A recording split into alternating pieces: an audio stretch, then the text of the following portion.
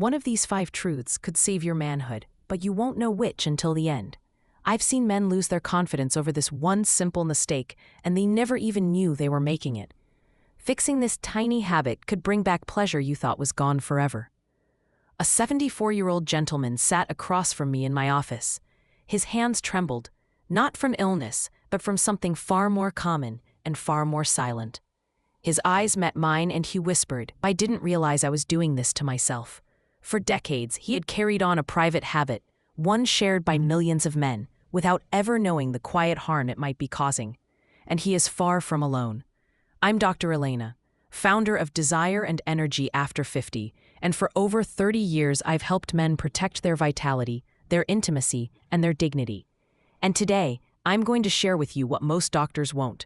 After 60, masturbation changes, and if you don't adapt, it can quietly affect not just your body, but your mind, your confidence, and even the way you connect with others. We've been told it's natural, harmless, even healthy. And sometimes that's true. But what if I told you how you do it matters more than you think? In this video, I'll reveal 5 powerful truths about masturbation after 60. Truths that could protect your circulation, safeguard your prostate, and even rekindle your confidence in the bedroom. And make sure you stay until the very end, because the final truth is one that could change how you age, connect, and feel alive for years to come. This conversation might be long overdue, but it's not too late. Before we dive in, if you haven't already subscribed, take a second to click that button and turn on the bell. That way, you'll never miss another honest, age-specific tip made for men who still want more from life. And if this topic speaks to you, type 1 in the comments to let me know you're here. If it doesn't, type 0. Your feedback helps me serve you better. Let's begin with the first truth. Your erection is no longer the whole story, and that's okay. I remember a 72-year-old patient, Robert, who sat in my office, his voice thick with frustration and shame. "Dr. Elena, I can't do what I used to. Does that mean I'm no longer a man?" That question still tugs at me, because it's one I've heard countless times. Men notice changes. Things aren't as firm, fast, or reliable as they once were. And too often, they assume that means the end of their sexuality altogether. But here's the truth. Your erection is no longer the entire story. And that's not a sign of failure. It's a sign of evolution. As we age, blood flow naturally slows. Hormone levels shift. Nerves respond more slowly. What once happened automatically now takes patience, intention, and a little creativity. But that doesn't mean your sexuality is broken. Far from it. You see, the world we grew up in praised performance.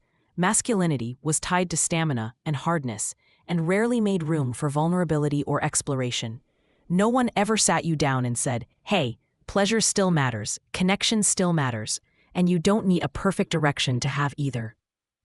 I've met men who spent years feeling defective, when in reality, they simply needed a new understanding of their changing bodies.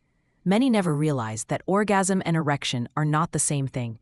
You can still feel deep release, emotional connection, and physical satisfaction without the response you had at 25. When you stop chasing what was and start exploring what is, intimacy can actually deepen. Patience replaces pressure. Curiosity replaces fear. I've seen men's entire outlook shift when they realize they are still whole, still desirable, still capable, just in a new way. And speaking of new ways of seeing things, let's move to the second secret, because masturbation isn't just physical, it's something much deeper. Masturbation isn't just sexual, it's emotional and neurological. Howard was a retired veteran in his late 70s when he came to see me. He didn't come for a medical emergency. He came because, in his words, "I just don't feel anything anymore. Not just sexually, but in general." At first, he assumed it was purely physical. But as we talked, I realized his habit wasn't about lust, it was about coping. He'd been masturbating almost every night, not out of desire, but to manage sadness, sleeplessness, and loneliness. Here's the truth I wish more men knew. After 60, masturbation is tied as much to your brain and emotions as it is to your body. Every orgasm releases a cocktail of powerful chemicals: dopamine, serotonin, oxytocin. These regulate mood, improve sleep, and soothe anxiety. For men living alone, self-touch can be a way to feel calm, connected, even in control. The danger comes when it becomes automatic, a habit stripped of awareness. Howard's ritual had stayed, but its meaning had faded. He wasn't engaging with himself, he was simply numbing. We were taught to be strong, to bury our emotions, to avoid showing vulnerability. For many men, self-touch becomes the only time they truly let go. The problem? If it's done without intention, it can slowly erode your ability to connect, both with yourself and with others. When approached with presence, it can be grounding and healing. But when it's mechanical, it becomes hollow. Which brings us to the next secret, a truth that surprises many men. Stopping completely isn't the answer either. The use it or lose it rule is real, but misunderstood. Roy was 74, widowed, and cautiously starting to date again after more than a decade alone. When he came into my office, I expected excitement in his voice. Instead, I heard shame. "I finally met someone," he said quietly. "But my body, it doesn't work anymore." Roy thought something had broken inside him. He feared it was too late. But here's what he didn't know, and what so many older men never hear. It wasn't dysfunction, it was disuse. Sexual function isn't just about age, it's about activity. Just as muscles weaken without movement, the tissues and blood vessels in your penis depend on stimulation to stay healthy. Without it, nerve endings become less sensitive, elasticity fades, and circulation slows. No one tells you this is happening until it's already well underway. Roy hadn't touched himself in years, not because he didn't want to, but because he assumed it no longer mattered. His desire had faded, and with it, his willingness to try. The good news? The body has a remarkable ability to remember. With gentle, regular stimulation, no pressure, no stopwatch, Roy slowly began to feel sensation return.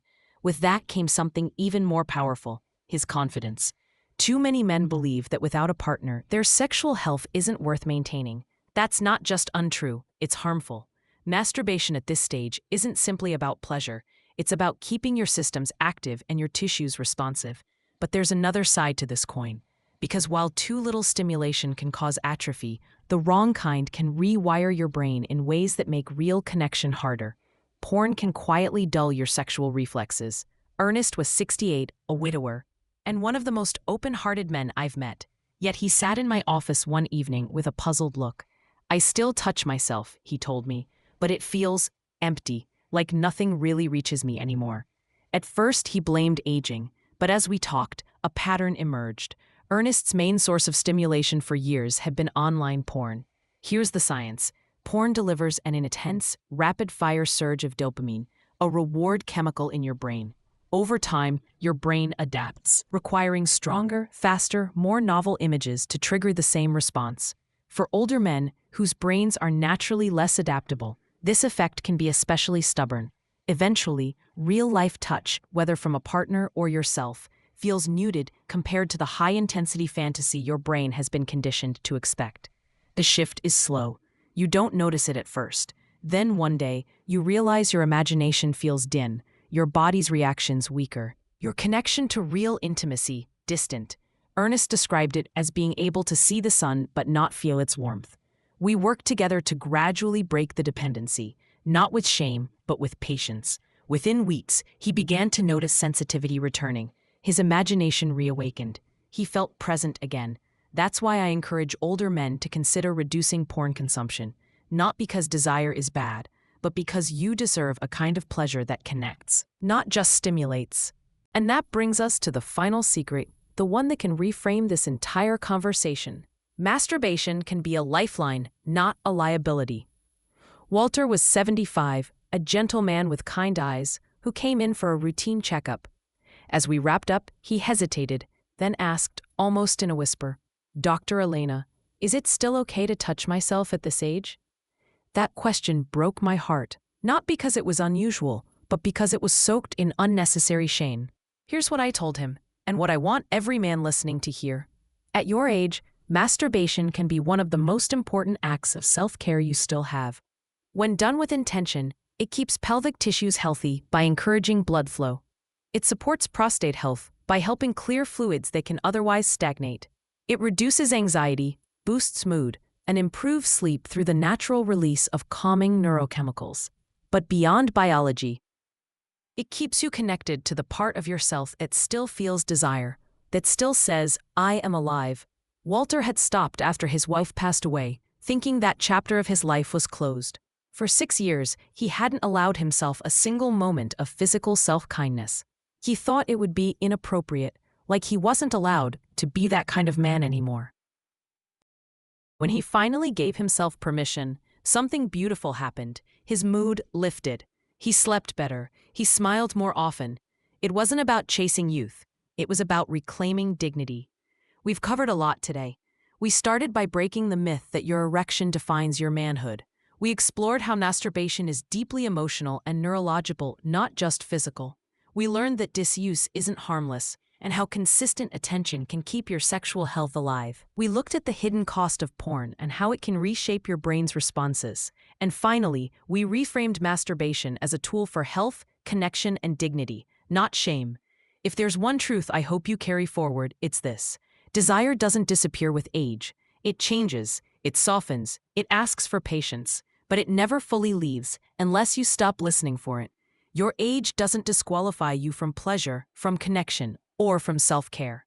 In fact, it's the reason you should value them even more. So whether you're partnered, single, or starting again, honor your body.